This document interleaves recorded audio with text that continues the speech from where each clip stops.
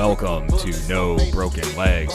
I am your host, Evan Belfiore. We just finished recording what was not a very fun podcast talking about the Browns. So we're going to, flip the switch and talk about the Cavs because they've been great and we want to end on a high note.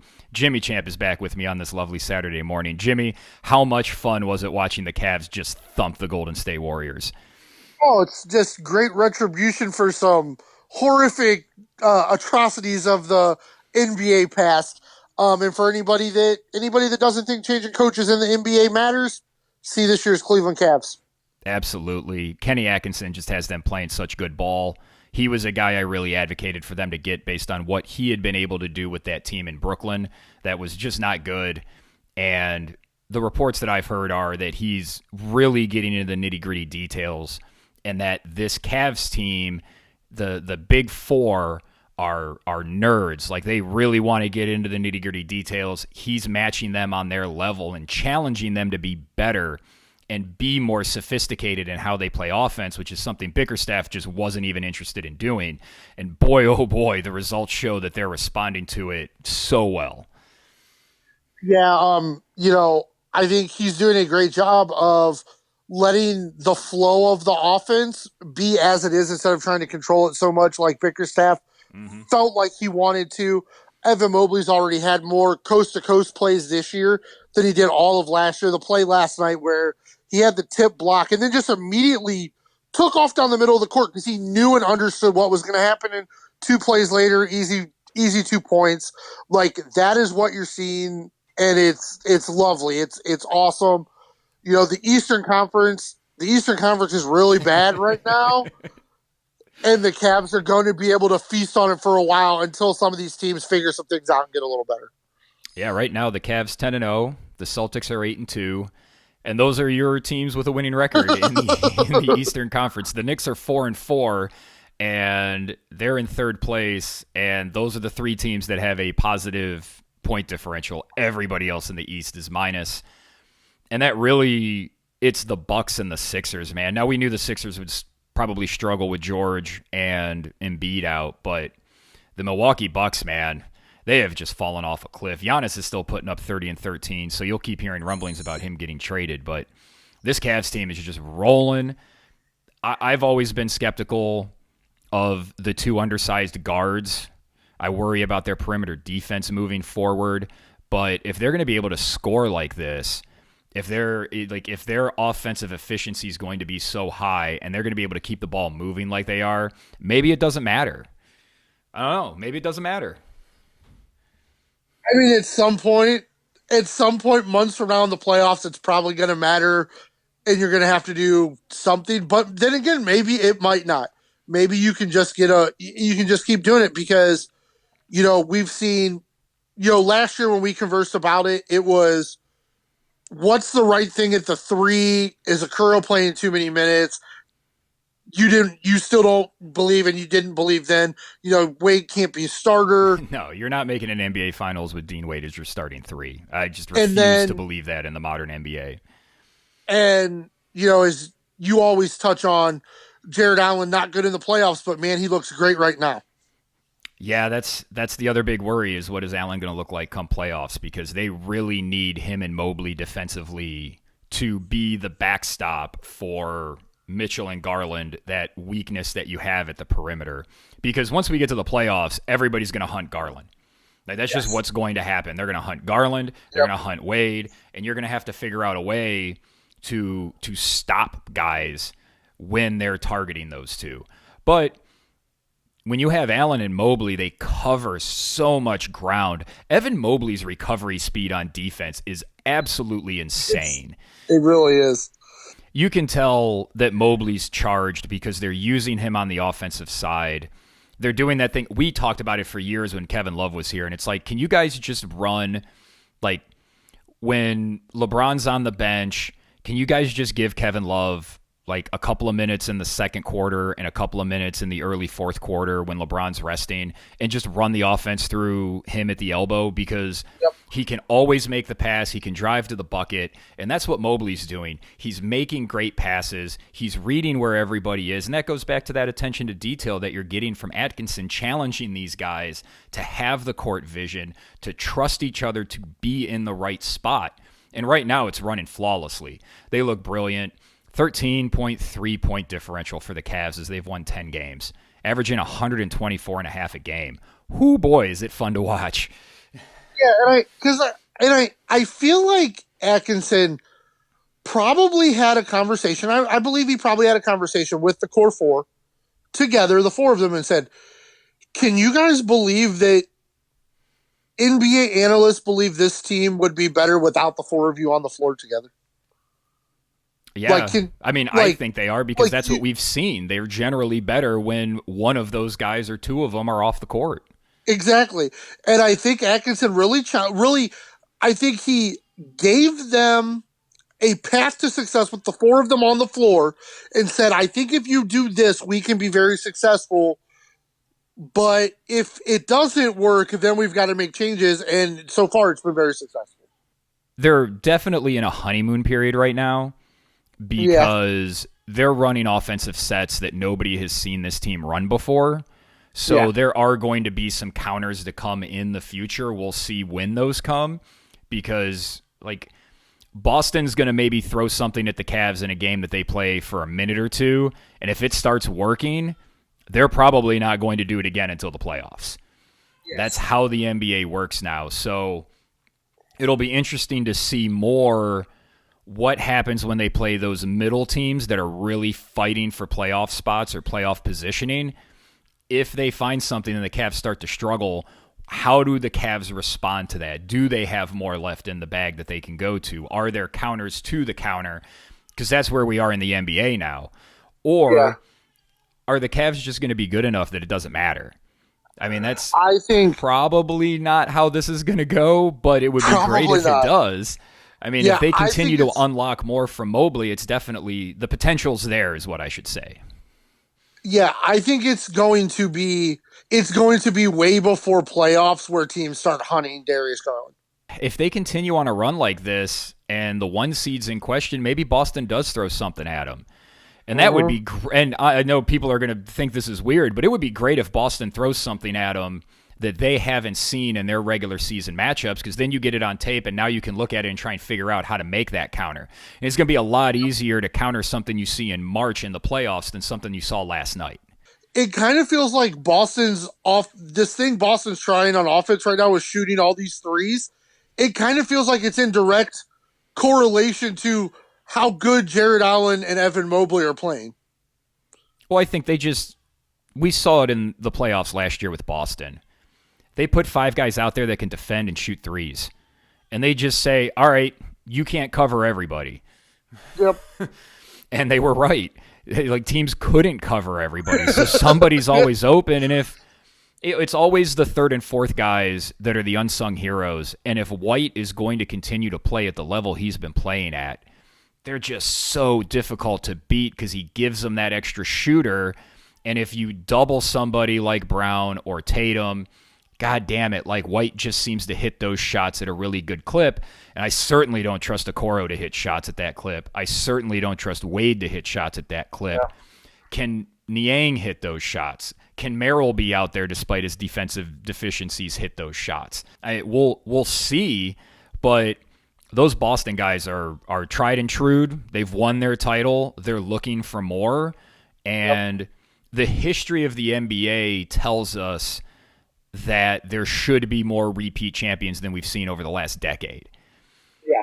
There's been no repeat champions since the Durant Warriors, and we've seen some of these championship teams really fall off. Milwaukee's fallen off a cliff. I mean, Giannis is still 30-13 a night because he's one of the best players in the world.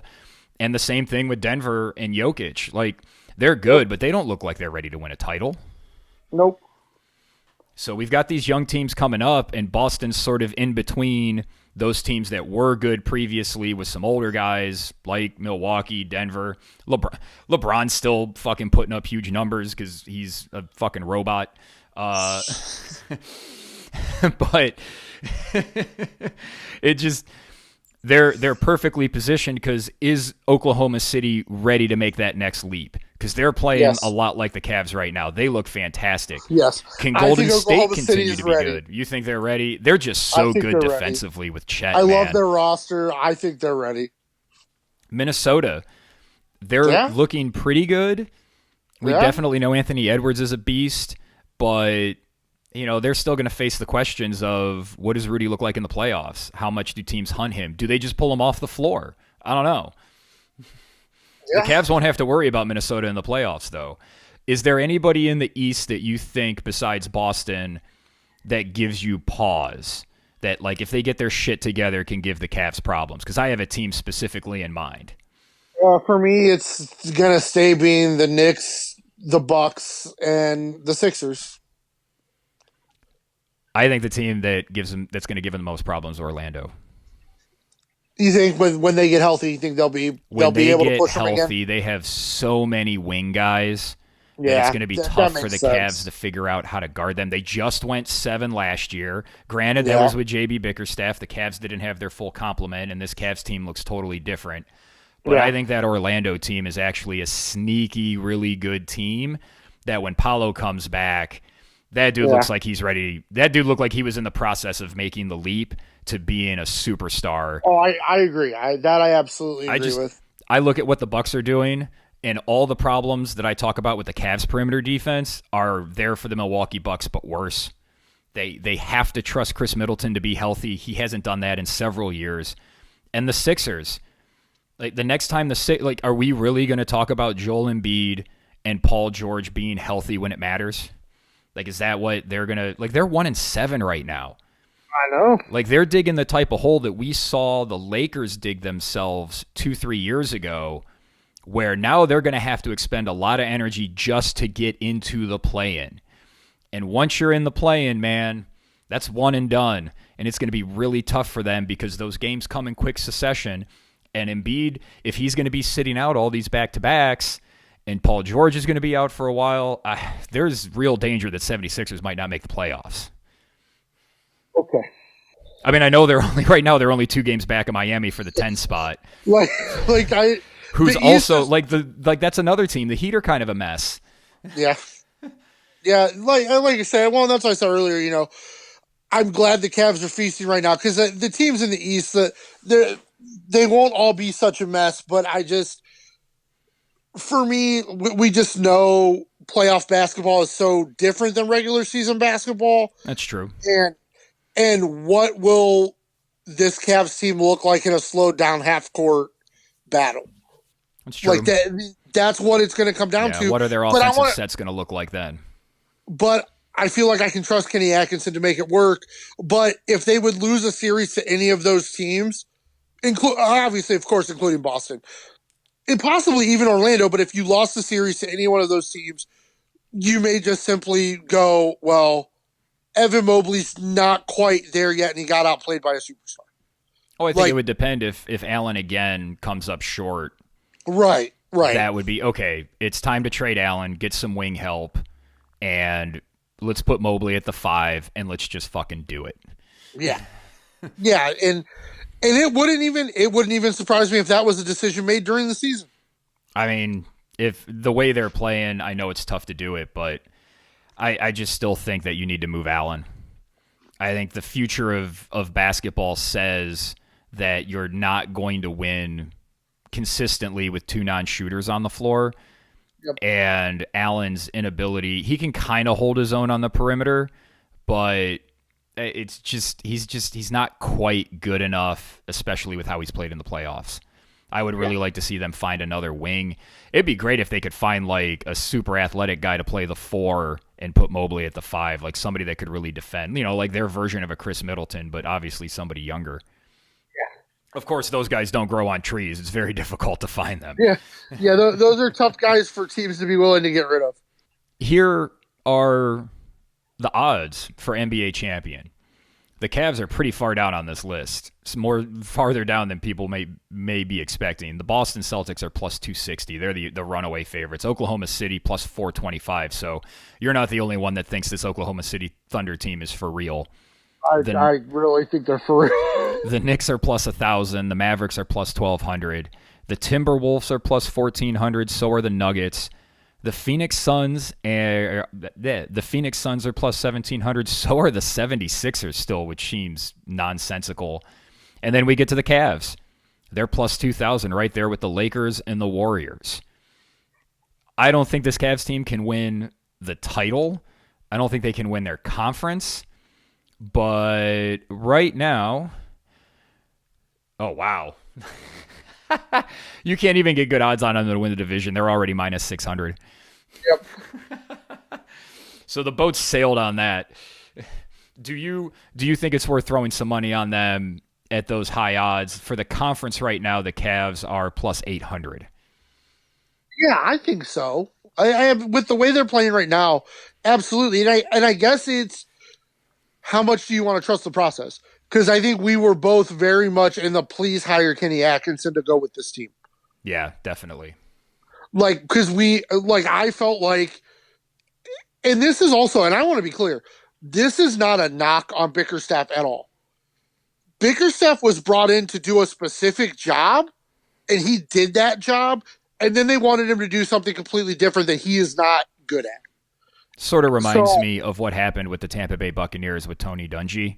Yeah. And then they bring in John Gruden, and, Dungy's the guy that gets the team going in the right direction, builds a culture of winning, gets them going in the right direction, and then you replace him with somebody that comes in and finishes it off, puts the icing on the cake, and gets them over the hump. I think that's what is the hope with Kenny Atkinson. Yeah, because, a little bit shorthanded, you won a super tough series against Orlando, but then once again, you kind of got big brothered in the next round. Yeah. But the thought was, this team is good enough to probably play for an NBA championship if somebody can figure out how to make the core four work or trade one of them for good pieces. And yeah, so I would just love to see them get one or two more really good wing players. Like, not, we're talking, hustle defense, Bruce Bowen types. Maybe not even, I guess he was a defensive player of the year, so not even that big, but, somebody that can, somebody like Tristan Thompson was for this team in the mid 2000s, not at that position, but somebody that can be that level of player at the wing. Yeah, absolutely. Yeah, I totally agree. But I just think, you went out and you got Atkinson, and the proof is already in the pudding. And as we said, there are a lot of teams in the NBA not playing well right now, but the Cavs are shellacking them. So can I there's something to that. Can I throw a bet at you? Yeah, absolutely. Cleveland Cavaliers to win 70-plus regular season games, plus 2,800. Wow, They would have to go 61-11. Ooh. Or no, 70-plus would be 70. So they'd have to go 60-12 the rest of the way. There are a lot of teams in the Eastern Conference that aren't going to get any better. Yeah. There's some that are. And the West is good. They're four, but you don't play the Western Conference teams that much. Yeah, but they'll go on a West Coast trip where they play, 8 games, and they'd have to go 6-2 on that trip. Even it would be so awesome for this team to make a run like that. And I don't think that's a horrible bet to make. Yeah, I feel like that plus 2,800 is really, really fucking juicy. It might be worth throwing a couple of bucks at. Yeah, absolutely. Best record at the break. The Cavs are plus 230. Oklahoma City's plus 180. The Celtics are plus 310. Those are the three teams that are probably going to – it's one of those three teams, I would think. Yeah, I mean, that almost feels like you almost have to make that bet. I mean, to already be 2 games clear of Boston, and I think the West is better than the East, so I think it'll be hard for Oklahoma City to go on a huge run. So I really like the Cavs in that spot. Yeah, and I think the Cavs are in a position like we've seen before where when Garland or Mitchell misses, 2-3 weeks, when Allen or Mobley misses 2-3 weeks, we've seen this team with Bickerstaff, the offense ran way better when they had less redundancy at the front and back court. So I would expect Kenny Atkinson to be able to make that, that even better. So I don't think injuries are going to affect this Cavs team as much. It's just tough to win 70 games in the NBA, man. Yeah. Oh no, absolutely. So we talked about Boston, the Cavs. We talked about the East. Who do you think is really going to look to come out of the West? I love what Oklahoma City is doing. Man, I absolutely love it. I really, I really like their construction, the way they're playing. I think that is a team ready to make a step. But we also know the NBA. We also know the NBA is about superstars. And if the Eastern Conference team was playing the Dallas Mavericks in the finals, I wouldn't be surprised. Yeah. And then I like what Minnesota's doing.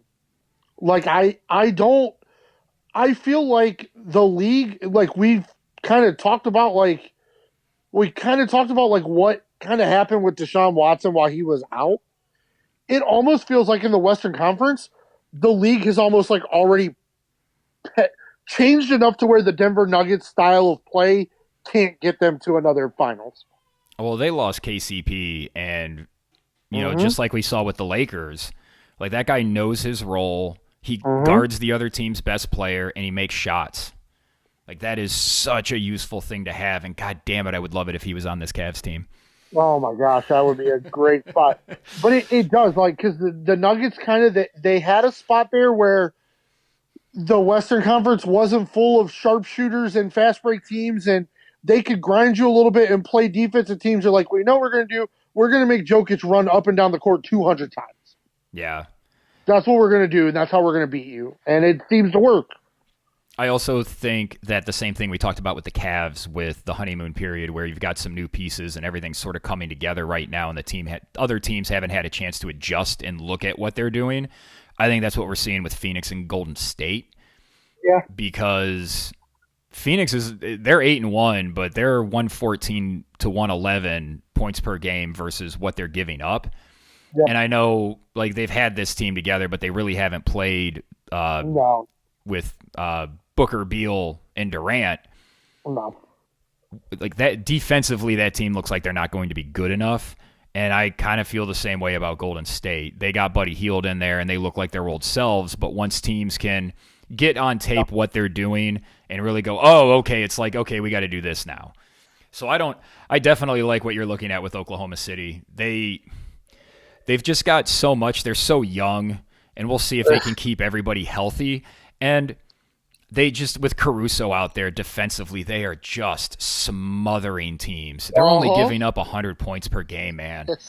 That's a crazy number in the NBA, dude. Yeah, let me see. The second is, we got 108, 106.7.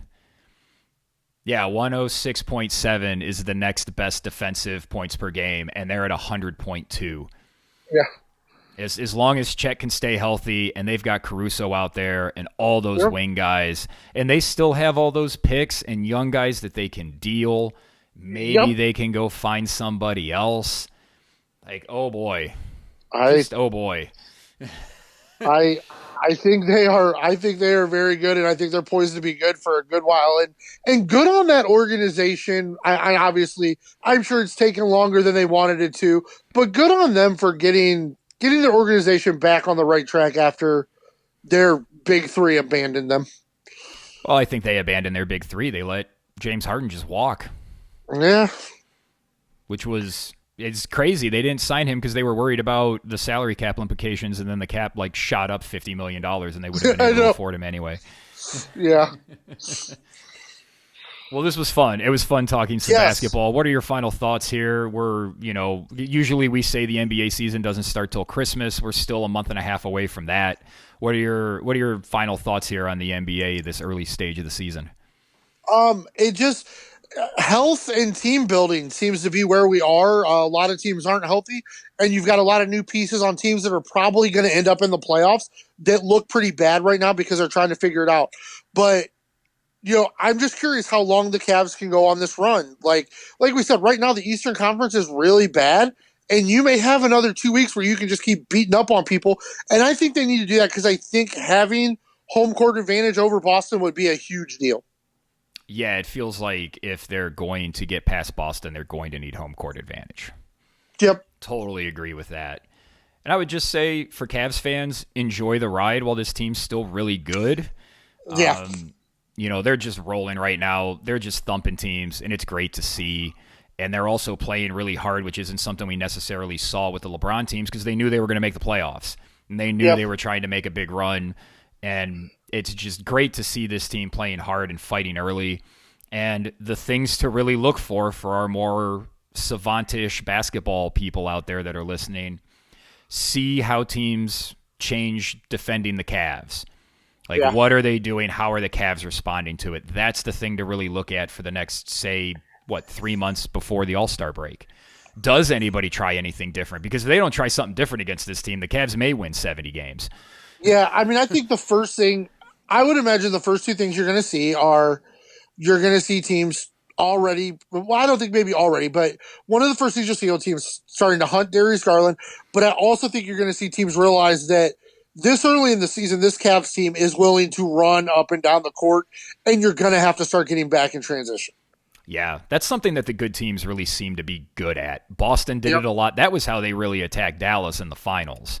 Yep. And it gives you those easy points. And if you're getting those easy points, it gives you a bigger margin of error. And that's what all these games are based on. How much of a margin for error do you have when it comes to winning the game?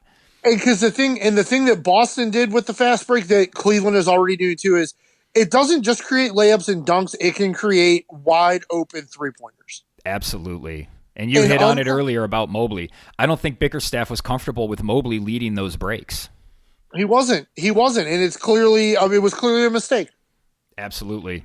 Mobley's really good with the ball in his hands. I know he's not he's not Giannis. He's not going to take the ball at the 3-point wing and dribble and drive. That's not his game.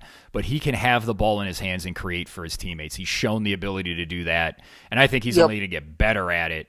And he's fulfilling that promise. And what we know is when this Cavs team's going to reach its pinnacle, Evan Mobley is going to be the guy that everybody says that's the best guy on the team.